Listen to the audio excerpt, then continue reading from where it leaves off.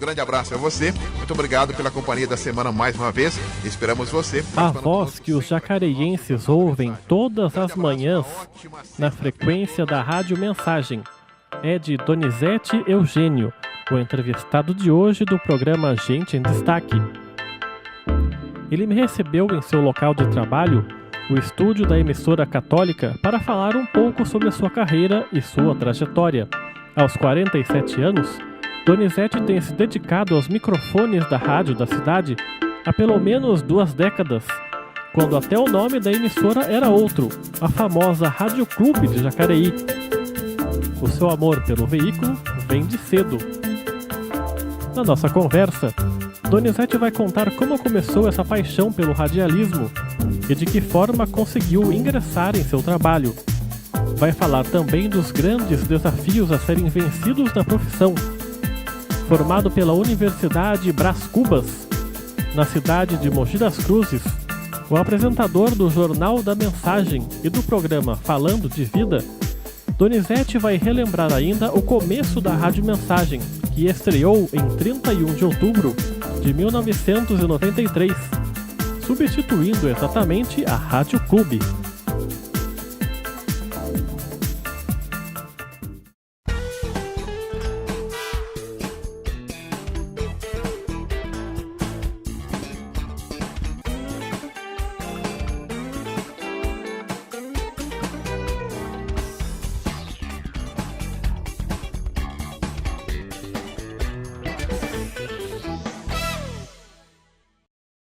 Bom, Donizete, obrigado por nos receber aqui na Rádio Mensagem, né? Seu local de trabalho faz um tempo. Eu queria começar a entrevista falando um pouquinho sobre suas origens, para descobrir de onde vem essa sua paixão pelo rádio. Como é que era a sua infância? Foi ouvindo bastante rádio? Conta um pouquinho como é que era. Bacana, obrigado, viu? Obrigado por ter essa oportunidade de bater esse papo e contar um pouquinho da minha história. Eu sou paranaense, sou de Apucarana. Meus pais são mineiros. E eles foram para Minas, foram para o Paraná. Eu nasci em Apucarana, em 1967. E nesse período, década de 60, 70, o rádio sempre foi muito forte, viu? Muito forte, era o veículo de comunicação de massa. E até pelas famílias mais carentes, era o único veículo de informação. O rádio sempre foi muito forte. Eu ainda lembro de se ouvir com o avô, a hora do Brasil ainda, né? Tinha aquele rádio pendurado na parede ainda. E a gente gostava, eu me lembro que a gente gostava de ficar imitando alguns locutores, que naquele período eles tinham uma locução muito mais própria, muito mais firme do que nós temos hoje. E aí o rádio sempre fez parte da minha família, até hoje, né? Cada cômodo de casa tem um rádio, o rádio é muito mais prático, tá no carro tem um rádio, tá num quarto tem um rádio. E a gente gosta muito de rádio pela facilidade, viu? E você lembra dos locutores que você gostava, que você imitava, alguns nomes que você possa falar? Quando a gente veio para cá, para o estado de São Paulo, precisamente para Jacareí, e logicamente eu vim para cá com 4 anos de idade, e aí depois chegando com uns 8, 10 anos, 12 anos de idade, a gente começa a ouvir muito esporte. Eu sempre fui ligado a muito esporte, e acho que eu lembro do do Zé Bétio, né? Zé Bétio, que acordava de madrugada, Eli Correia, Oswaldo Betio. Depois na área esportiva, acho que o grande Osmar Santos, que até hoje, né, graças a Deus está vivo aí, mas é uma grande lembrança. E os programas de rádio também eram muito bons, os programas de rádio de humor que nós tínhamos, Estevão San Girardi, a Turma da Maré Mansa, então tudo isso. Quer dizer, ninguém da sua família trabalhou em rádio propriamente dito, né? Ou trabalhou? Não. Aliás, concomitantemente, no período em que eu entrei no rádio, o meu irmão também entrou num outro meio de comunicação, que é o meu irmão mais velho. Que é o Tibe Eugênio? Que é o Tibe Eugênio. Que está na Vanguarda, né? Exatamente. Ele entrou nesse mesmo período. Ele entrou em 90 na Vanguarda, está até hoje, em 90. E eu entrei em rádio em 93. Em 93. Então foi concomitante, foi assim, uma situação sem planejar muito. Mas antes de você entrar na rádio, você trabalhou fazendo outras operações na rádio, Anos 80, como é que foi a sua entrada no rádio? Ah, é verdade. O rádio, eu me lembro que tinha um programa chamado Locutor por um Dia, na Rádio Clube, que fica ali na Alfredo Schurg, ficava na Alfredo Schurg, e o Paulo Silva criou um quadro chamado Locutor por um Dia. Eu estava desempregado naquela oportunidade, minha mãe ouviu e falou, olha, por que você não vai lá? E eles vão contratar operador e tal lá. Eu fui. E nesse belo dia, várias pessoas participaram também. E não é que o Paulo Silva sai do estúdio e deixa a gente brincando no ar. É lógico que não deu nada naquele período, mas sobrou uma vaga de operador de áudio naquele período. Aí surgiu uma vaga e eu fui contratado como operador de áudio. Aí foi minha primeira entrada na rádio. Na Rádio Clube? Na Rádio Clube. E aí, como é que foi esse encantamento seu por essa paixão por rádio? Já começou como operador de áudio? Como é que era esse comecinho? Aí você está no rádio, você começa a ouvir rádio, aí você tem ali, por exemplo, aí você começa a trabalhar com Chagas e Silva, falecido Chagas e Silva, Ângelo Ananias, naquele período, com Chagas Júnior, o próprio Silvio de Castro está conosco aqui, pessoas muito bacanas mesmo, o próprio Paulo Silva, José Carlos Guedes. Você começa a ouvir mais rádio e ouvir mais rádio e aprender um pouco mais com essas pessoas. E você começa a dinamizar tudo isso. E vai entrando na tua veia. Você vai gostando de tudo isso. Você já tinha essa voz potente desde aquela época ou não? Olha, excelente pergunta. Não sei. Não sei. Não sei te dizer isso. Porque questão de voz, eu só comecei a observar mesmo. Não vou mentir para você, acho que vou colocar aí uns 10 anos atrás que eu comecei a perceber isso. As pessoas falam, você tem uma voz assim, assado, mas quem trabalha em rádio não tem muito assim de ficar ouvindo a tua voz. Porque eu acho que quando você começa a ouvir, você não gosta muito. Eu acho que você não gosta muito. Eu comecei a ouvir quando eu comecei a fazer os cursos de locução. Aí você começa a prestar atenção no como você fala, do jeito que você fala, a dicção, a tonalidade da tua voz. E você levou susto na hora que ouviu a própria voz ou não? Eu dou risada às vezes, sabe, Rodrigo, de algumas gravações antigas, porque eu diria que a minha voz hoje foi amadurecendo, né? Foi amadurecendo. Agora, a questão de falar, a forma de falar, eu sempre tive esse gosto. Eu me lembro que no tempo de escola, quando a professora pedia alguém para ler, eu sempre levantava a mão. Eu gostava de ler, eu gostava de interpretar, eu gostava de fazer uma locução bacana na escola.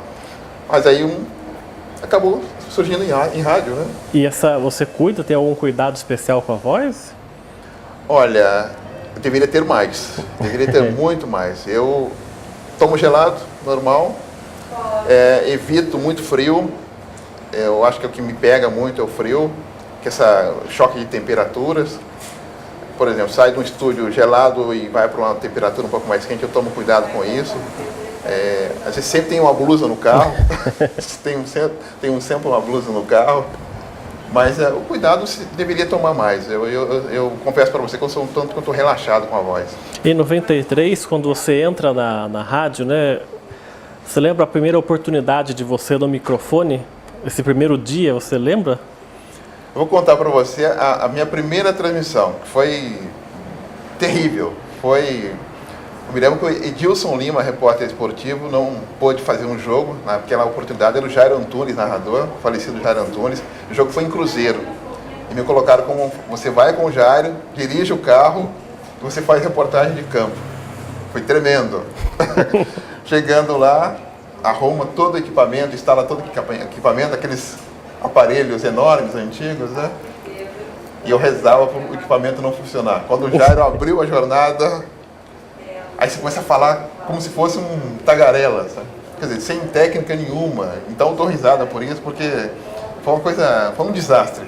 Foi um desastre. Então, nunca mais esqueci da minha primeira participação. E no estúdio, foi já apresentando um jornal ou foi apresentando outro tipo de programa? No estúdio, sempre pontas pequenas mesmo. Sempre pontas pequenas, gravações de os textos, matérias gravadas, entrevistas sempre gravadas. Aí você vai pegando um pouco mais de familiaridade, né? Gravando. Aí depois falta por exemplo, a gente tinha chamado plantão esportivo, num domingo. Aí você acompanha o outro mais experiente, aí você fala uma coisinha aqui, uma coisinha ali, e depois você vai se soltando um pouco mais. Mas eu nunca fui jogado assim, eu diria, abruptamente, né? Já entrevistei no programa já outros radialistas também, outros jornalistas, e eles sempre falam assim do imediatismo que tem o rádio, dessa paixão, porque pode entrar ao vivo por qualquer meio. Para você também é isso mesmo, ou então o rádio pode acrescentar em outras coisas também nesse veículo de comunicação? Olha, Rodrigo, eu digo que eu sou privilegiado, que a gente tem hoje a chamada a mídia, que é a mídia social, que hoje auxilia. Quando eu comecei não tinha. Colocar ali em 89, não tinha internet, não tinha essa facilidade que tem hoje. Ou seja, era o orelhão, o telefone era o orelhão, você tinha que ir atrás, conversar com as pessoas, e conversava com a pessoa e já ligava do orelhão para a rádio e já passava a informação. Até a forma de checagem da informação era diferente naquele período. Hoje não. Hoje eu acho que tem muita gente falando de um assunto só, você tem que tomar cuidado e checar muito mais. Porque você tem Facebook, você tem internet, falando de um assunto só. E são várias versões. A internet tem muita besteira também. Né? Exatamente. Então, se você não tem uma confiabilidade naquele veículo, você não pode já jogar no ar de imediato. A Rádio Clube foi uma das grandes emissoras aqui, tanto de Jacareí como do Vale do Paraíba, né, de uma audiência muito grande. Fala um pouquinho sobre esse seu período na Rádio Clube, antes de virar a Rádio Mensagem, né, que foi, eu acho que 93, como você estava falando. Você chegou a viver um pouquinho da Rádio Clube, não sei se como já radialista ou ainda como operador de áudio. Como é que foi esse período de transição, passando da Rádio Clube para a Rádio Mensagem? Eu cheguei em 89 na rádio, né, na Rádio Clube, e a gente já percebeu que, como era do grupo Bandeirantes, eles queriam investir na Rádio Clube de São José, até por ser a capital do Vale. E então eles queriam investir, mas a Rádio Clube de Jacareí foi a primeira rádio do grupo Bandeirantes aqui na nossa região. Então ela era realmente ao concurso. Então os grandes profissionais passaram por Jacareí. Tanto é que São José veio depois da Rádio Clube de Jacareí. Então a Rádio Clube de Jacareí foi muito respeitada e era muito respeitada naquele período. Mas tinha a questão do alcance, tá? A questão do alcance limitado, né? Só pegava aqui em Jacareí. Eles queriam investir em São José para poder ampliar a capacidade. Aí acabaram deixando um pouquinho de lado de investimento em Jacareí. Mas a Jacareí sempre foi muito respeitada pela prestação de serviço, Rodrigo. Acho que a Rádio Clube de Jacareí tem até hoje esse papel fundamental de auxiliar na prestação de serviço. Acho que a cidade ela tem esse carinho com a Rádio Clube hoje, que é a Rádio Mensagem, acho que por esse DNA de prestação de serviço. Eu acho que você pode até me corrigir se eu estiver errado, mas acho que a grande audiência ainda da Rádio Mensagem são as donas de casa, né? Principalmente de manhã, acompanhando o Jornal da Mensagem que você apresenta, até a parte da manhã toda, meio-dia. Acho que a maioria ainda ouve em casa do que por internet ou no carro, por exemplo. É isso mesmo? Eu acho que quanto menos música tocar, melhor.